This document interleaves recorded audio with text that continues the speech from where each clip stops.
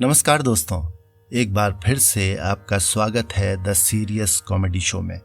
और आज प्रस्तुत है हरिशंकर परसाई जी का एक व्यंग पुराना खिलाड़ी। पुराना खिलाड़ी हरिशंकर परसाई। सरदार जी जबान से तंदूर को गर्म करते हैं, जबान से बर्तन में गोश्त चलाते हैं, पास बैठे आदमी से भी इतनी जोर से बोलते हैं जैसे किसी सभा में बिना माइक बोल रहे हों। होटल के बोर्ड पर लिखा है, यहां चाय हर वक्त तैयार मिलती है। ना समझ आदमी चाय मांग बैठता है और सरदार जी कहते हैं, अरे चाय ही बेचना होता तो उसे बोर्ड पर क्यों लिखता बादशाह? इधर नेक बच्चों के लिए कोई चाय नहीं है। समझदार चाय का मतलब समझते हैं और बैठते ही कहते हैं, एक चवन्नी। सरदार जी मोहल्ले के रखवाले हैं, इधर के हर आदमी का चरित्र वे जानते हैं। अजनबी को ताड़ लेते हैं, तंदूर में सलाख मारते हुए चिल्लाते हैं, अरे वो 2 बार ससुराल में रह आया है जी, जरा बच के। उसके घर में 2 हैं जी, किसी के गले में डालना चाहता है, जरा बच के बादशाह। 2 जचकी उसके हो चुके हैं, तीसरी के लिए बाप के नाम की तलाश जारी है, जरा बच के। उसकी खादी पर मत जाना जी, गांधी को फुटकर बेचता है, जरा बच के। उस आदमी को मेरे साथ 2-3 बार देखकर सरदार जी ने आगाह किया था, वो पुराना खिलाड़ी है, जरा बच के। जिसे पुराना खिलाड़ी कहा था वो 35-40 के बीच का सीधा आदमी लगता था, हमेशा परेशान, हमेशा तनाव में। कई आधुनिक कवि उससे तनाव उधार मांगने आते होंगे, उसमें बचने लायक कोई बात मुझे नहीं लगती थी। एक दिन वो अचानक आ गया था, पहले से बिना बताए, बिना घंटी बजाए, बिना पुकारे वो दरवाजा खोलकर घुसा और कुर्सी पर बैठ गया। बदतमीजी पर मुझे गुस्सा आया था। बाद में समझ गया कि इसने बदतमीजी का अधिकार इसलिए हासिल कर लिया है कि वो अपने काम से मेरे पास नहीं आता, देश के काम से आता है। जो देश का काम करता है उसे थोड़ी बदतमीजी का हक है। देश सेवा थोड़ी बदतमीजी के बिना शोभा भी नहीं देती, थोड़ी बेवकूफी भी मिली हो तो और चमक जाती है। वो उत्तेजित था, उसने अपना बस्ता टेबल पर पटका और सीधे मेरी तरफ घूरकर बोला, अरे तुम कहते हो कि बिना विदेशी मदद के ही योजना चला लोगे, मगर पैसा कहां से लाओगे? है तुम्हारे पास देश में ही साधन जुटाने की कोई योजना? वो जवाब के लिए मुझे घूर रहा था और मैं इस हमले से उखड़ गया था। योजना की बात मैंने नहीं, अर्थ मंत्री जी ने कही थी। वो अर्थ मंत्री से नाराज था और डांट मुझे पड़ रही थी। उत्तेजना में उसने 3 कुर्सियां बदली, बस्ते से पुलिंदा निकाला, बोला, जीभ उठाकर तालू से लगा लेते हो, लो आंतरिक साधन जुटाने की ये स्कीम। घंटा भर अपनी योजना समझाता रहा, कुछ हल्का हुआ, पुलिंदा बस्ते में रखा और चला गया। हफ्ते भर बाद वो फिर आया, वैसे ही तनाव में। धड़ से दरवाजा खोला, बस्ते को टेबल पर पटका और अपने को कुर्सी पर। बोला, तुम कहते हो कि रोड ट्रांसपोर्ट के कारण रेलवे की आमदनी कम हो रही है, मगर कभी सोचा है मोटर ट्रक वाले माल भेजने वालों को कितने सुविधे देते हैं? लो ये स्कीम, इसके मुताबिक काम करो। उसने रेलवे की आमदनी बढ़ाने के तरीके मुझे समझाए। वो जब तब आता, मुझे किसी विभाग का मंत्री समझकर डांटता और फिर अपनी योजना समझाता। उसने मुझे शिक्षा मंत्री, कृषि मंत्री, विदेश मंत्री सब बनाया। उसे लगता था वो सब ठीक कर सकता है, लेकिन विवश है, सत्ता उसके हाथ में नहीं है। उससे जो बनता है करता है, योजना और सुझाव भेजता रहता है। देश के लिए इतना दुखी आदमी मैंने दूसरा नहीं देखा। सड़क पर चलता तो दूर से ही दुखी दिखता, पास पहुंचते ही कहता, रिजर्व बैंक के गवर्नर का बयान पढ़ा? सारी इकोनॉमी को नष्ट कर रहे हैं ये लोग, आखिर ये हो क्या रहा है? जरा प्रधानमंत्री से कहो ना। सरदार जी ने फिर आगाह किया, बहुत चिपकने लगा है, पुराना खिलाड़ी है, जरा बच के। मैंने कहा, मालूम होता है उसका दिमाग खराब है। सरदार जी हंसे, बोले, दिमाग? अजी दिमाग तो हमारा आपका खराब है, जो दिन भर काम करते हैं तब खाते हैं। वो 10 सालों से बिना कुछ किए मजे से दिल्ली में रह रहा है, दिमाग तो उसका आला दर्जे का है जी। मैंने कहा, मगर वो दुखी है, रात दिन उसे देश की चिंता सताती है। सरदार जी ने कहा, अजब मुल्क है जी ये, भगवान ने इसे सट्टा खेलते खेलते बनाया होगा। इधर मुल्क की फिक्र में से भी रोटी निकलती है। मैं फिर आपसे पूछता हूं, पिद्दी का कितना शोरबा बनता है बताइए? कुछ अंदाज दीजिए। मुल्क की फिक्र करते करते गांधी और नेहरू जैसे चले गए, अब ये पिद्दी क्या सुधार लेगा? इस मुल्क को भगवान ने खास तौर से बनाया है। भगवान की बनाई चीज में इंसान सुधार क्यों करे? मुल्क सुधरेगा तो भगवान के हाथ से ही सुधरेगा, मगर इस इंसान से जरा बच के, पुराना खिलाड़ी है। मैंने कहा, पुराना खिलाड़ी होता तो ऐसी हालत में रहता? सरदार जी ने कहा, उसका सबब है, वो छोटे खेल खेलता है, छोटे दांव लगाता है। मैंने उसे समझाया कि एक दो बड़े दांव लगा और माल समेट कर चैन की बंसी बजा, मगर उसकी हिम्मत ही नहीं पड़ती।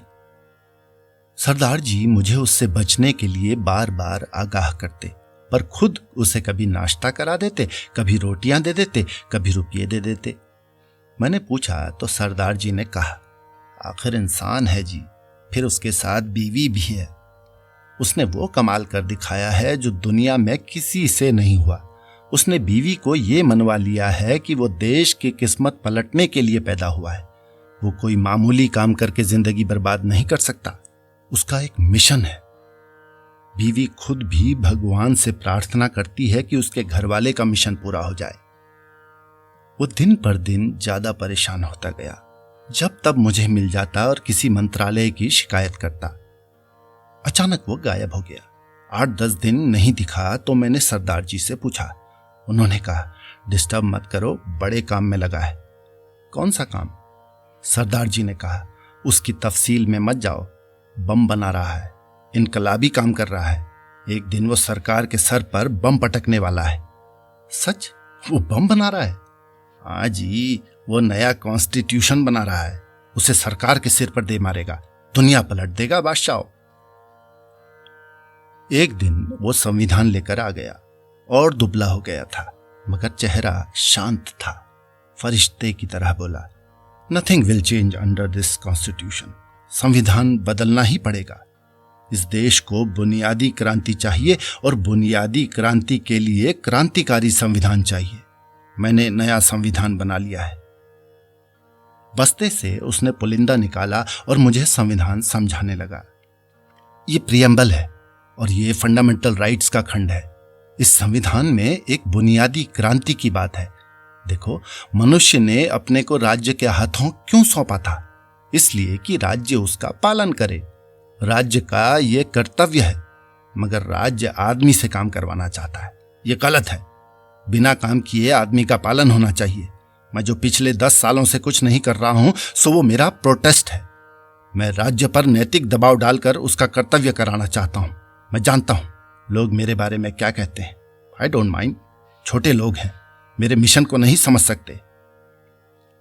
मैंने कहा, अगर कोई काम नहीं करेगा तो उत्पादन नहीं होगा, तब राज्य पालन कैसे कर सकेगा? उसने समझाया, आप आदमी को नहीं जानते। वो मना करने पर भी काम करता है। ये उसकी मजबूरी है। A man is doomed to work.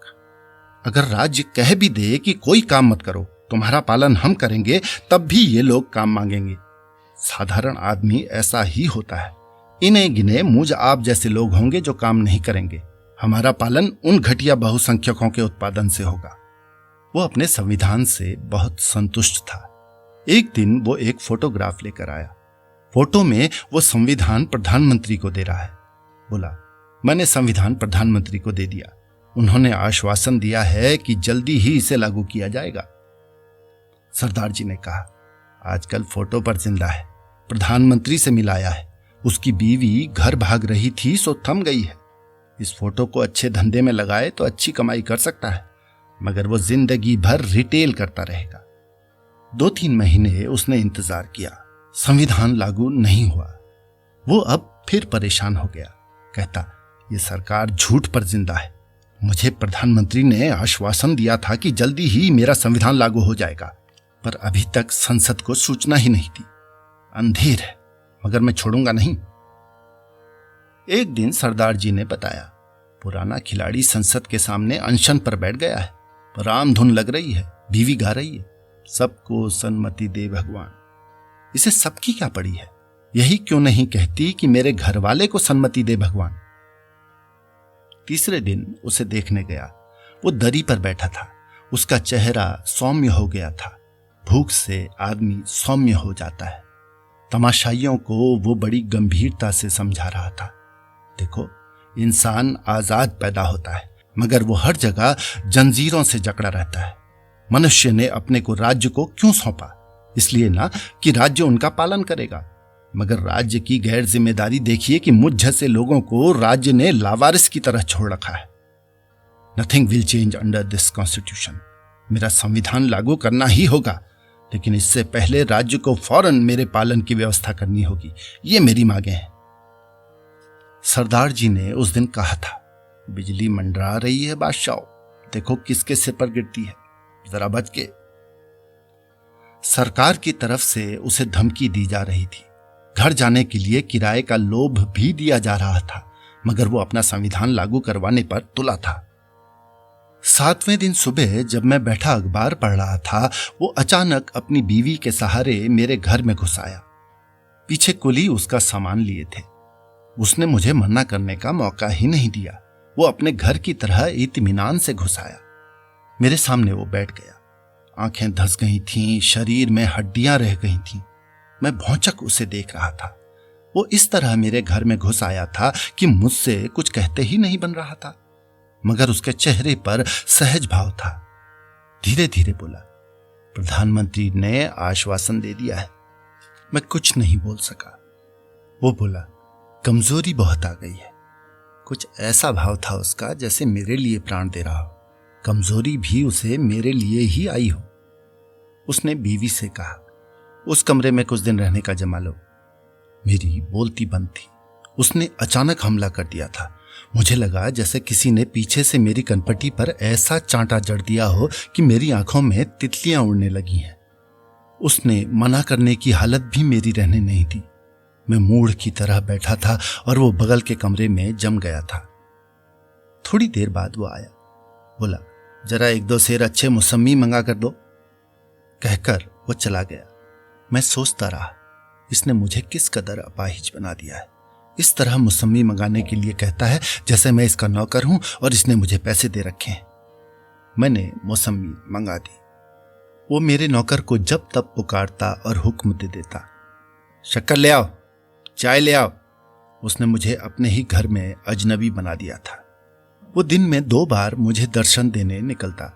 कहता, वीकनेस अभी काफी है, 10-15 दिन में निकलेगी, जरा 2-3 रुपये देना। मैं रुपये दे देता। बाद में मुझे अपने पर खींच आती। मैं किस कदर सत्वहीन हो गया हूं। मैं मना क्यों नहीं कर देता। चौथे दिन सरदार जी ने कहा, घुस गया घर में बादशाह। मैंने पहले ही कहा था, पुराना खिलाड़ी है, जरा बच के। 6 महीने से पहले नहीं निकलेगा। यही उसकी तरकीब है। जब वो किसी मकान से निकाला जाता है तो कोई इशू लेकर अनशन पर बैठ जाता है और उसी गिरी हालत में किसी के घर में घुस जाता है। मैंने कहा, उसकी हालत जरा ठीक हो जाए तो मैं उसे निकाल बाहर करूंगा। सरदार जी ने कहा, नहीं निकाल सकते, वो पूरा वक्त लेगा। जब वो चलने फिरने लायक हो गया तो सुबह शाम खुले में वायु सेवन के लिए जाने लगा। लौटकर मेरे पास 2 घड़ी बैठ जाता।